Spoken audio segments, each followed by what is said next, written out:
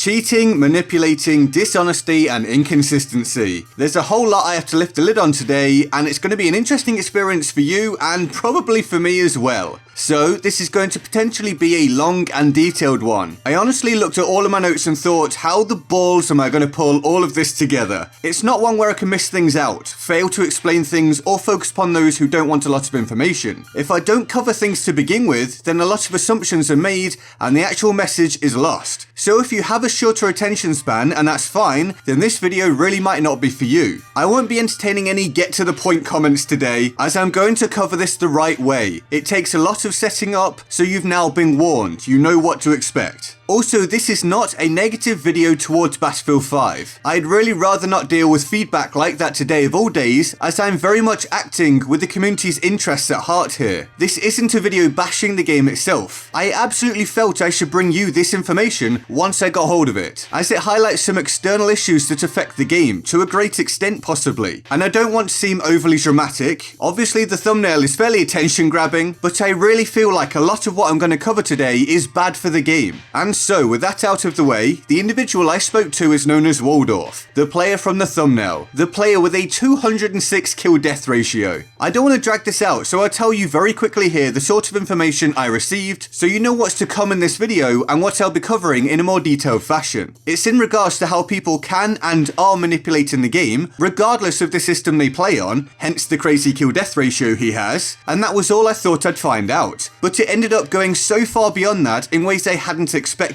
At a time when cheating in Battlefield 5 is a hot topic and many feel not enough is being done to curb it, he told me about the use of extra pieces of hardware and software to basically make the game easier to play, and no, not just on console, on PC as well. Essentially pay to win, at least to a degree. Now I'm certain some of you have heard of such things, like Zims and Cronus Max and other items of the like. And indeed, I already knew this existed. But it's not as simple as I'm just going to talk about that. That wouldn't be much of a revelation, as a lot of you already know about it. No, my talk with this person kept churning up extra points that spread the impact wider. I really didn't realise how big an issue it actually is, and I'm sure the vast majority of you don't either. So today I'm going to give you as much information about the whole thing as I possibly can, so that you can be informed on the situation. So, I'm not looking to specifically send hate WardOff's way. WardOff actually got in touch with me after a recent video I made about stats in Battlefield 5. I checked with him and he was very open to me sharing the information that he gave me. And if you want my opinion of the person from our interaction before you start to find out the murky details, he seems to be pretty articulate and was very polite, pleasant, and patient. Right, thank you for being patient up to now. Let's get more specific.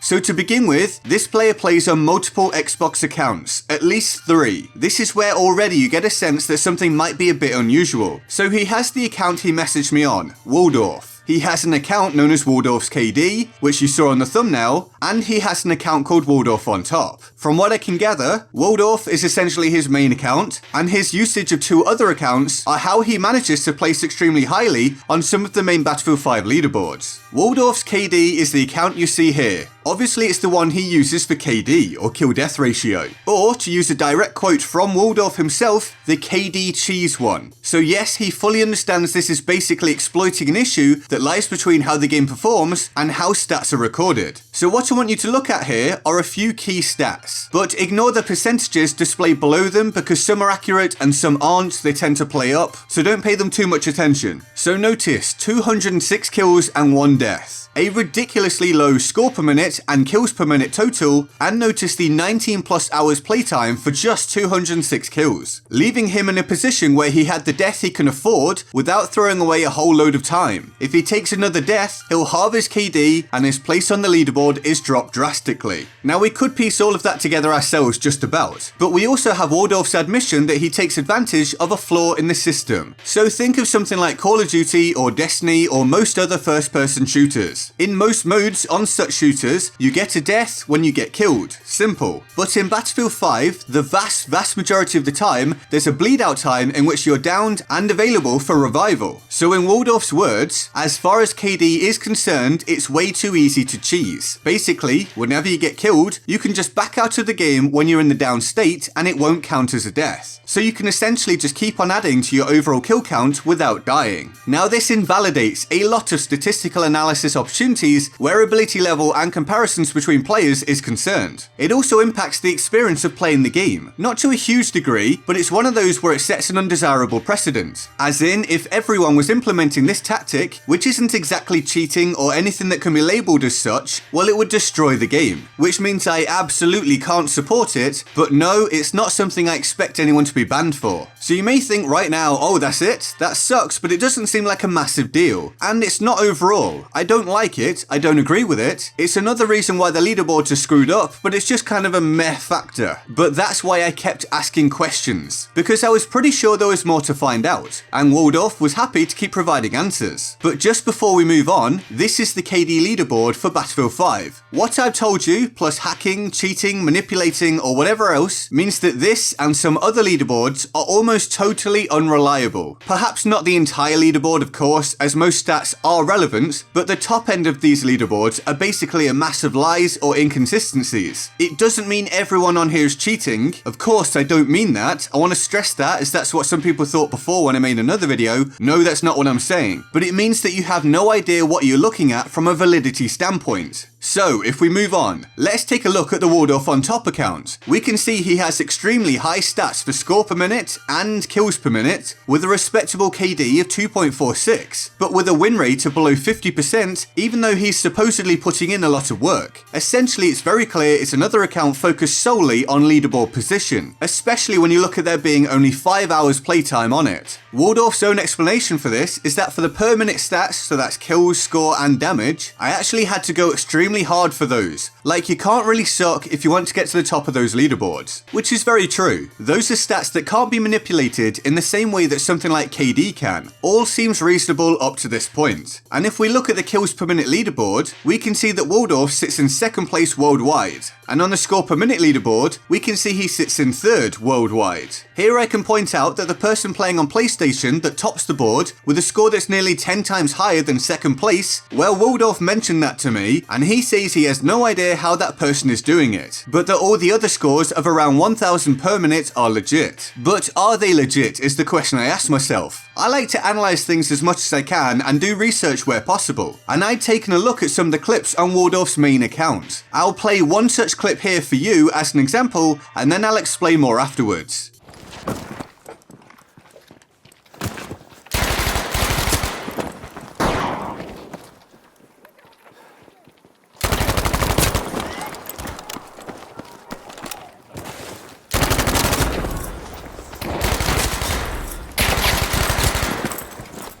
Now, as someone that covers Battlefield, plays Battlefield, and is pretty good at Battlefield, a clip like this contained elements that instantly caused doubt in my mind. I could of course be wrong, but there is some information to come later which means that I'm probably not, or at least most of the time, not. Yes, that sounds confusing, but you'll see. I noticed the speed of looking around, the fierceness of the near snapping to target, an apparent lack of recoil, or arguably, an example of extreme recoil control. Now, it's not impossible for someone to do these things, even more so individually, but when you put them all together, especially with a standard controller, it becomes increasingly more unlikely. Then you consider this individual's desire to succeed, to achieve a lofty position upon leaderboards and such like, combined with their apparent lack of having an issue with manipulating a system to do so. Well, I was nearly convinced something was up before I even asked the question. But I did ask the question. Remember that he's playing on console. I asked if he uses any additional hardware peripherals such as keyboard and mouse, or a controller output altering device such as a Cronus Max. There's also Titan and other things of that nature. To which WardOff answered another one of my questions and then stated, as for peripherals, I'd rather not comment. Now for me, and I said this to him so nothing was being hidden, this gave me the answer I needed anyway, just without him specifically incriminating himself, and I understand why he wouldn't wish to do so. Basically, if he wasn't using something to boost his performance, he would almost certainly say so. Whether he's using it all the time, I don't know. And no, we still aren't yet at the most impactful part of the video, but this is where it really began to get interesting interesting for me, because while these leaderboard records may be legitimate in terms of not manipulating a game system, are they invalidated due to the use of extra peripherals? And what questions does this open up about the experience others are having when playing against such players? I'll be going over all of that as well, with information directly from a Battlefield community manager, plus help from others and my own research. And thank you to everyone that helped me with this video, by the way. I can't name all of you, but it is appreciated. But first, something else had clicked in place in my mind. WardOff had already told me earlier that he came from the competitive Battlefield community, so there's always people trying to get to the top of those leaderboards. Now, a lot of threads opened up in my mind here. Considering there's a subsection of the community that are highly competitive with each other, they're somewhat like-minded individuals overall in that regard, there are apparently always people from that subsection trying to top those leaderboards, and there are a vast number of players with near unreal stats on those leaderboards. To me, this screamed of a far larger issue that I felt WardOff might just blow the lid on if I asked the right question. So I asked if his kind of attitude towards these activities is commonplace within the current or past competitive scene, which, keep in mind, used to be far larger for Battlefield, and there are many other FPS games with thriving competitive communities. And I asked if the use of such peripherals is commonplace within the competitive scene, whether he uses them or not. WardOff says, and this is where he, I believe, pretty much gives away why his aiming looked markedly different from normal play on console, is it commonplace within the competitive community? Definitely not. Not on Xbox at least. I would honestly estimate less than 2% of players use it. For the several years I've been involved in comp play, I've known or heard of like 25 players out of hundreds who were rumoured to have used any M&K devices. That means mouse and keyboard. So it's super rare. My assumption here is that WardOff means he uses mouse and keyboard on console, but we can't be certain as he doesn't explicitly state it. And we also don't know if it's just mouse and keyboard, if that is the case, or if it's mouse and keyboard combined with something like a Cronus. We don't know, but his answer is very suspicious. He goes on to say, Cronus though, yeah, I'd say it's relatively commonplace. And this is where I have to use an image from a separate application, as the messaging service on actual Xbox is very flawed. WardOff goes on to say why something like the Cronus is much more regularly used within the competitive scene. He explains, just because of how accessible it is versus an M&K setup that might cost upwards of like $250. So I feel it's important to say here that we can't say for sure if WardOff is accurate in his estimations. He is just one individual, and I'm not encouraging the view that all or even most of the competitive community is cheating by using extra peripheral hardware or indeed software. Please keep that in mind. But I'm sure there will be at least some validity to what WardOff has said, as he's someone that fairly clearly uses such devices, and he's competing against other players, talking to them, playing with them and all that jazz. It would seem unlikely for it not to be at least partially the case. I'm sure there will be some competitive players out there watching this video who feel extremely vindicated by this, as they know of others who are cheating in the community. Perhaps they're sick of dealing with it, and I wouldn't blame them. If you're trying to play legitimately and you know people are cheating, it would definitely get on your nerves. I've also had several people tell me before that they know of people cheating within that community. It appears to be almost an open secret. Again, perhaps not as prevalent as these messages lead us to believe, but then again, perhaps it is. We can add to this just how many random players appear here, there and everywhere on YouTube, suddenly pulling out absolutely crazy gameplay or montages, destroying everyone in sight with seemingly no recoil and other such factors. I've had multiple people link me to many such videos. If you're struggling for what I'm talking about here, by the way, and perhaps I should have explained this earlier in hindsight, a Cronus or a Titan, or whatever brand someone uses, allows players to have built-in recoil reduction, automatic rapid fire on semi-auto weapons, and other such cheats. So you can see why it would be massively beneficial in competitive play,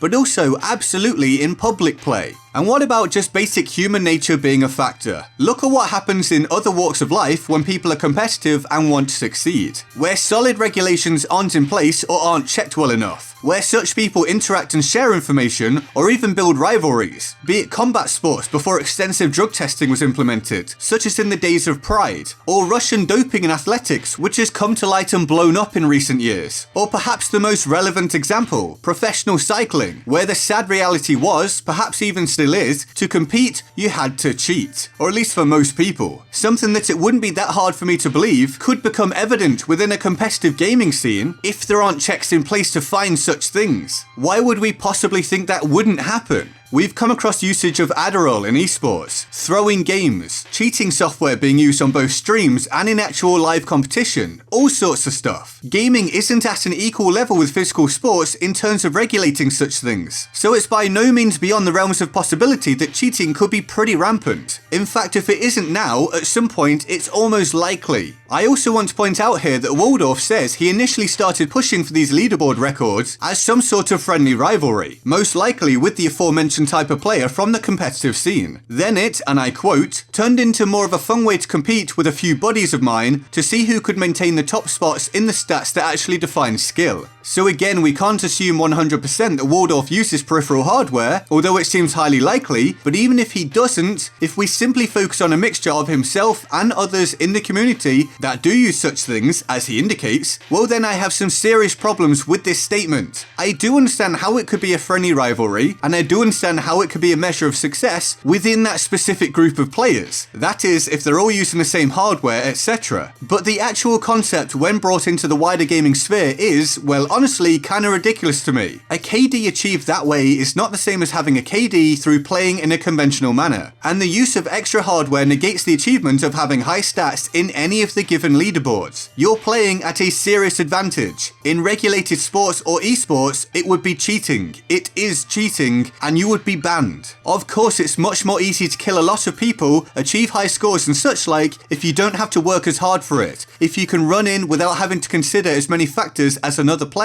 and just mow people down. I do see this as applying to using just keyboard and mouse on console, but not to such a large degree as Cronus uses and other such brands that modify controllers for ease of use, and then this does apply on PC when people use Cronus on there combined with the keyboard, which is probably even worse. You just get absolute god mode. One of the more troubling things for me is that WardOff never gave any indication that he was using any extra hardware, and I'd never heard of anyone mention that he does. I'd simply heard that he cheats stats. It only became apparent that he likely uses them when I looked at some of his gameplay and directly asked him. It seems pretty certain now that he does, and says that he thinks a lot of people probably do, especially within the competitive scene, a scene where other players are already apparently quite comfortable to cheese stats to compete on a leaderboard. This only adds to the likelihood that others really are cheating, and it could be people that you'd never suspect. Not all, again I must stress that, but this doesn't look good either way, and it really does hurt Battlefield and perhaps many other FPS games unless they have better anti-cheat devices in place. But it's not quite as simple as just game development studios being at fault. Unfortunately, cheaters have it pretty easy due to other factors. Firstly is that a lot of developers won't flat out ban the use of modded hardware for one very good reason: players with disabilities. There are some people who play games but they have a disability which limits their use of a standard controller. For such people, a modded controller simply makes it possible for them to play the game. I know this is a considered factor, at least for Battlefield, as I've seen both DICE developers and EA community managers mention it previously. And with no way to know if someone is disabled or not, cheaters are able to hide behind plausible deniability and awkward grey areas.